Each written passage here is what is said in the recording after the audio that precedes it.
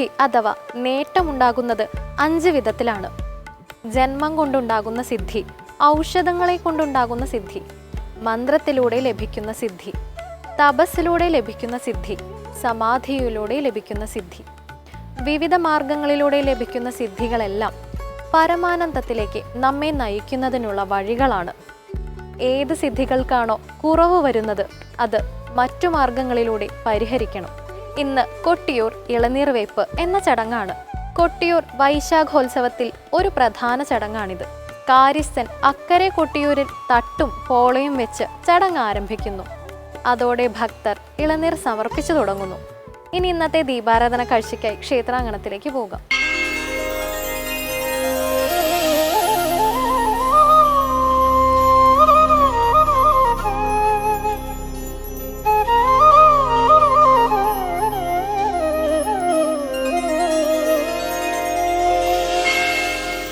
ഷടാനനം കുങ്കുമരക്തവർണം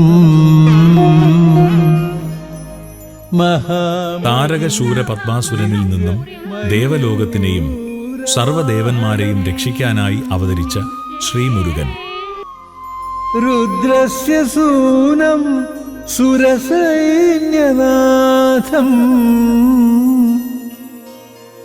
ഗുഹം സദാ ശരണമഹം പ്രപദ്യേ.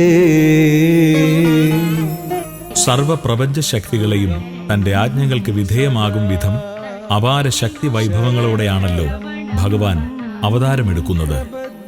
ഭൂലോകനാഥനായ പരമശിവനിലും പ്രകൃതിദേവിയായ ശ്രീപാർവതിയുടെയും മകനായി ജന്മമെടുക്കുന്ന ഭഗവാന്റെ അത്ഭുത ലീലകൾ കണ്ട് ദേവദേവന്മാരും ത്രിലോകങ്ങളും സർവചരാചരങ്ങളും അതിശയിച്ചു നിന്നുവെന്നാണല്ലോ സ്കന്ദപുരാണം പറയുന്നത്. ബ്രഹ്മദേവനിൽ നിന്നും വരം ലഭിച്ച താരകാസുരൻ ത്രിലോകങ്ങളെയും തന്റെ അധീനതയിലാക്കുവാൻ ആർത്തട്ടഹസിച്ചു നടക്കുമ്പോൾ താരകാസുര വധത്തിനായി ജന്മം കൊണ്ട വേലായുധൻ തന്റെ ശക്തി വൈഭവങ്ങൾ കൊണ്ട് പഞ്ചഭൂതങ്ങളെ കൈകളിലെടുത്ത് അമ്മാനമാടി ബാല്യം ആഘോഷിക്കുകയായിരുന്നു. ശത്രുഹര എൻ ദുരിതങ്ങളകറ്റുന്ന സ്കന്ദ മുരുക മനസ്സിലെ മയിൽവാഹ.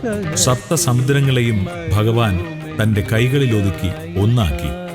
ആകാശത്തിനെയും നക്ഷത്രങ്ങളെയും എന്നുവേണ്ട സർവപ്രപഞ്ചത്തിനെയും തന്റെ കരവലയത്തിലൊതുക്കി ഭഗവാൻ തന്റെ അവതാരശക്തി വൈഭവങ്ങൾ കാട്ടി സർവദേവന്മാരെയും വിസ്മയിപ്പിച്ചു. മുരുക മനസ്സിലെ മയിൽവാഹനത്തിൽ ഒഴുകുന്ന ഗംഗയെപ്പോലും സുബ്രഹ്മണ്യൻ തന്റെ ശക്തിയാൽ സ്തംഭിപ്പിച്ചു. ത്രിലോകത്തെയും പ്രകാശിപ്പിക്കും വിധം തേജസ്സും അപാര ശക്തിവിശേഷവുമുള്ള മുരുകന്റെ ജന്മം പാർവതീദേവിയുടെ ഉദരത്തിൽ ഉൾക്കൊള്ളുവാൻ കഴിയാത്തതുകൊണ്ട് മഹാദേവ ചൈതന്യം പഞ്ചഭൂതങ്ങളിൽ ലയിച്ചു ചേർന്ന് ഗംഗയിലൂടെ ഒഴുകി ശരവണ പൊയ്കയിൽ എത്തിച്ചേരുകയായിരുന്നു.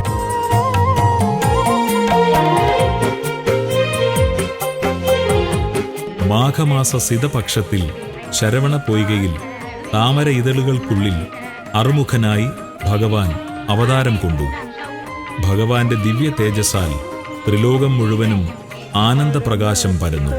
കണ്ട നേത്രങ്ങളിൽ തന്റെ പ്രധാന അവതാര ലക്ഷ്യത്തിനായി ദേവസേനാധിപത്യം ഏറ്റെടുത്ത ഷൺമുഖൻ ഘോരയുദ്ധത്തിൽ താരകാസുര പത്മാദി അസുരന്മാരെ വധിച്ച് വിജയശ്രീലാളിതനായി വരുമ്പോൾ വേലായുധ ഭഗവാനെ ശ്രീഹരി ഗീതികളാൽ സ്തുതിച്ചു. സർവദേവന്മാരും വേൽമുരുകനെ വാഴ്ത്തിപ്പാടി. ശ്രീഹരി ദേവവൃന്ദങ്ങളുമായി സുബ്രഹ്മണ്യനെ സ്തുതിച്ച സ്ഥലം ഹരിഗീതപുരം എന്ന് വിളിക്കപ്പെട്ടു. യുഗങ്ങൾക്ക് മുൻപ് ഹരിയുടെ പാദം പതിഞ്ഞു എന്ന് വിശ്വസിക്കപ്പെടുന്ന സ്ഥലം ഹരിനാഥപുരമെന്നും പിന്നീട് അത് ഹരിപ്പാടായി മാറി എന്നുമാണ് വിശ്വാസപ്രമാണം.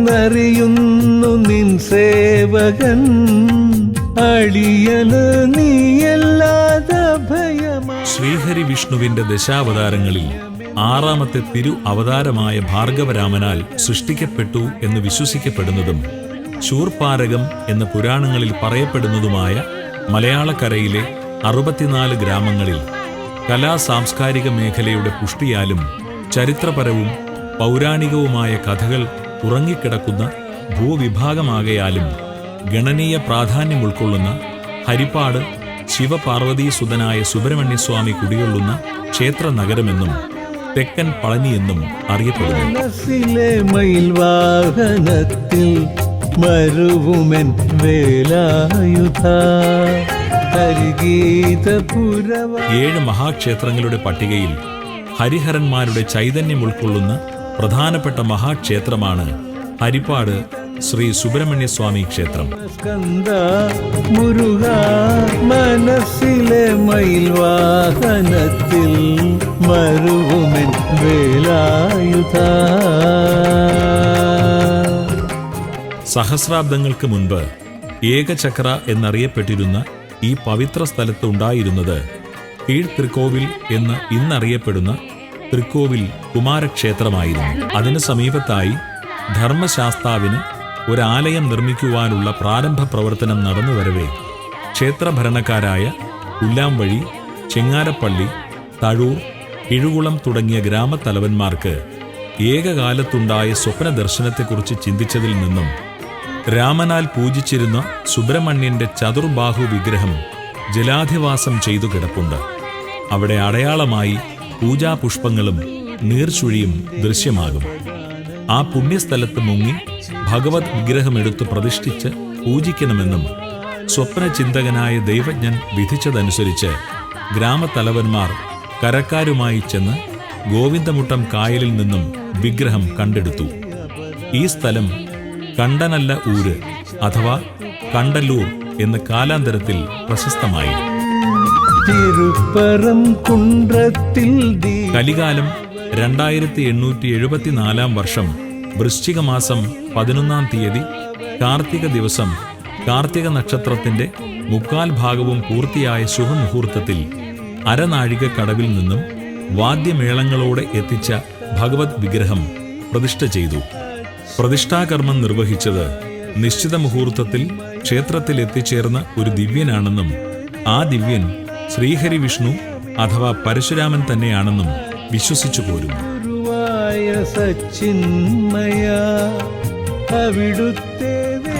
ശ്രീ സുബ്രഹ്മണ്യന്റെ ഷടാധാര പ്രതിഷ്ഠയാണ് ശ്രീകോവിലിൽ കുടികൊള്ളുന്നത്.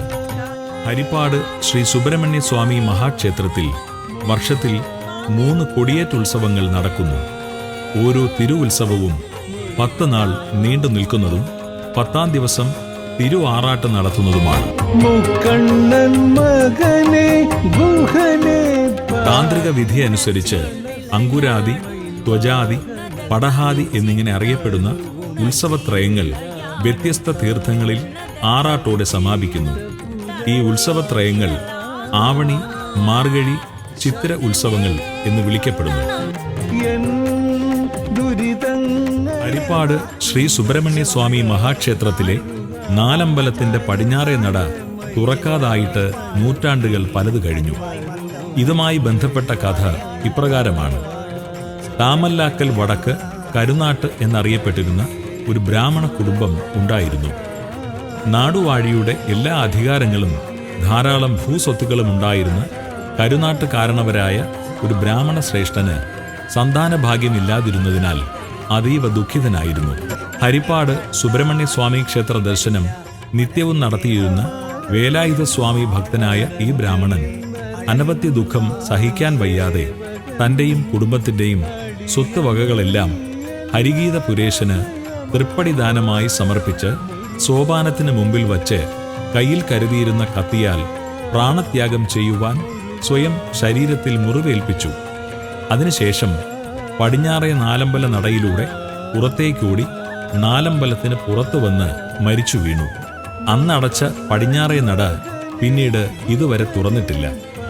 ഒരിക്കലും തുറക്കാത്ത നട എന്ന് ഈ തിരുനട അറിയപ്പെടുന്നു.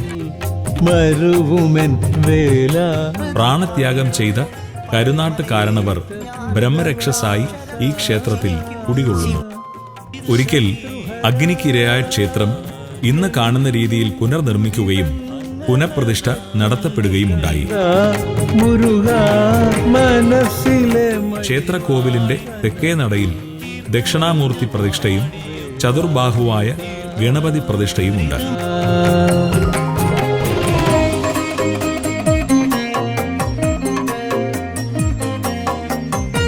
ക്ഷേത്രമുറ്റത്ത് പശുപാലകനായ സാക്ഷാൽ ഗോശാല കൃഷ്ണനെയും പ്രതിഷ്ഠിച്ചിരിക്കുന്നു. ബലിക്കൽ പുരയുടെ തെക്ക് വിളക്കുമാടത്തിനോട് ചേർന്ന് വിഘ്നേശ്വരൻ വസിക്കുന്നു. കൂടാതെ യക്ഷിയമ്മ, ഈശാന കോണിൽ പ്രതിഷ്ഠിച്ചിരിക്കുന്ന ഗുരുതികാമനും പഞ്ചമിയുമാണ് മറ്റ് ഉപദൈവങ്ങൾ. ക്ഷേത്രമതിലിന് വെളിയിലായി തെക്കുകിഴക്ക് മൂലയ്ക്ക് ചതുരശ്രീ കോവിലോടുകൂടി ബാലമുരുക പ്രതിഷ്ഠയുണ്ട്. ഈ ക്ഷേത്രം മൂലക്ഷേത്രമെന്ന് അറിയപ്പെടുന്നു. കിഴക്ക് ദർശനമായുള്ള ഈ ക്ഷേത്രത്തിൽ നിത്യേന അഭിഷേകം, നിവേദ്യം, ദീപാരാധനാ പൂജകൾ എന്നിവ നടക്കുന്നു. പഞ്ചക്ഷേത്രങ്ങളിലൊന്നായ ശ്രീ ഹരിപ്പാട് മുരുകനെ ദർശിക്കുവാൻ നാനാദേശത്തു നിന്നും സദാ ഭക്തജനങ്ങൾ വരുന്നതുകൊണ്ടാണ് ക്ഷേത്രത്തെ തെക്കൻ പളനിയെന്നും അറിയപ്പെടുന്നത്. 6 അടിയോളം ഉയരമുള്ള വേലായുധന്റെ ചതുർബാഹു വിഗ്രഹത്തിലേക്ക് നോക്കി തൊഴുന്ന ഭക്തജനങ്ങൾ ഭഗവാനെ നേരിൽ കണ്ട് സങ്കടങ്ങൾ സംസാരിക്കുവാനും സർവപാപങ്ങളും തീർത്ത് ഉള്ളിന്റെ ഉള്ളിൽ ഭഗവാന്റെ ചൈതന്യം നിറയ്ക്കുവാനുമുള്ള ആത്മീയ സുന്ദരമായ ദർശന പുണ്യമാണ് ഹരിപ്പാട് ക്ഷേത്ര ദർശനം ഓരോ ഭക്തനിലും നൽകുന്നത്. ശനം ഗുരുവായ സച്ചിന്മയ, അവിടുത്തെ വേലല്ലാതെ ഭയമേത്. അച്ഛനും ഗുരുവായ സച്ചിന്മയ, അവിടുത്തെ വേലല്ലാതെ ഭയമേത്. മുരുക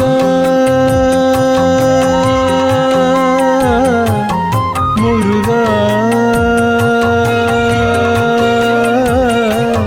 മുരുക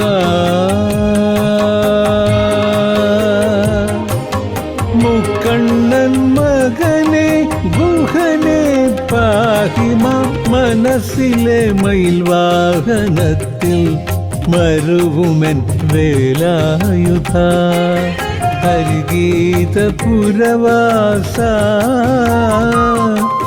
ശത്രുഹര, എൻ ദുരിതങ്ങളകറ്റുന്ന സ്കന്ദ മുരുക, മനസ്സിലെ മയിൽവാഹനത്തിൽ മരുവുമെൻ വേലായുധ. ഹരിഗീത പുരവാസ, ഹരിഗീത പുരവാസ.